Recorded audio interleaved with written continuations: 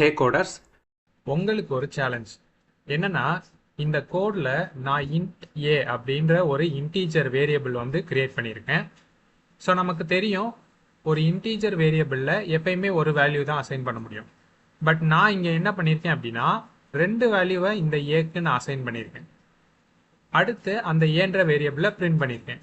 So இப்போ இதை run பண்ணால் என்ன அவுட்புட் வரும் அப்படின்றதான் உங்களுக்கான கொஸ்டின். வீடியோவை பாஸ் பண்ணிட்டு ஆன்சர் யோசிங்க.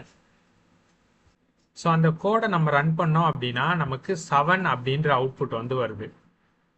ஸோ எதனால் 7 வந்துச்சு அப்படின்னு கேட்டிங்கன்னா, இந்த இடத்துல நம்ம புதுசாக ஒரு ஆப்ரேட்டர் வந்து பார்க்கணும். என்ன அப்படின்னா கமா ஆப்ரேட்டர். இது மேபி சில பேர்த்துக்கு தெரிஞ்சிருக்க வாய்ப்பு இருக்குது.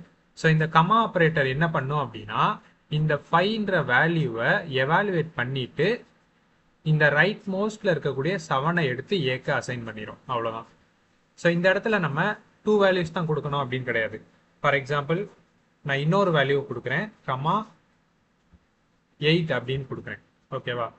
ஸோ இப்போ என்ன பண்ணோம் அப்படின்னா, இந்த 5ஐயும் 7ஐயும் ஜஸ்ட் எவாலுவேட் பண்ணிட்டு இந்த 8 எடுத்து ஏக்கு அசைன் பண்ணிடும். ஸோ இப்போ இதை ரன் பண்ணோம் அப்படின்னா நமக்கு ரைட் மோஸ்ட்ல இருக்கக்கூடிய 8 அப்படின்ற வேல்யூ பிரிண்ட் ஆயிடுச்சு. ஸோ இது மாதிரி நீங்கள் எத்தனை வேல்யூ கொடுத்தாலும் ரைட் மோஸ்ட்ல இருக்கக்கூடிய வேல்யூ தான் ஏக்கு அசைன் ஆகும். ஸோ இந்த இன்ஃபர்மேஷன் உங்களுக்கு புதுசாக இருந்துச்சு அப்படின்னா நம்ம சேனலுக்கு சப்ஸ்கிரைப் பண்ணிக்கோங்க. கமா ஆப்ரேட்டரை பற்றி டீட்டெயிலாக வீடியோ வேணும் அப்படின்னா கமெண்ட்டில் சொல்லுங்கள். தேங்க்யூ.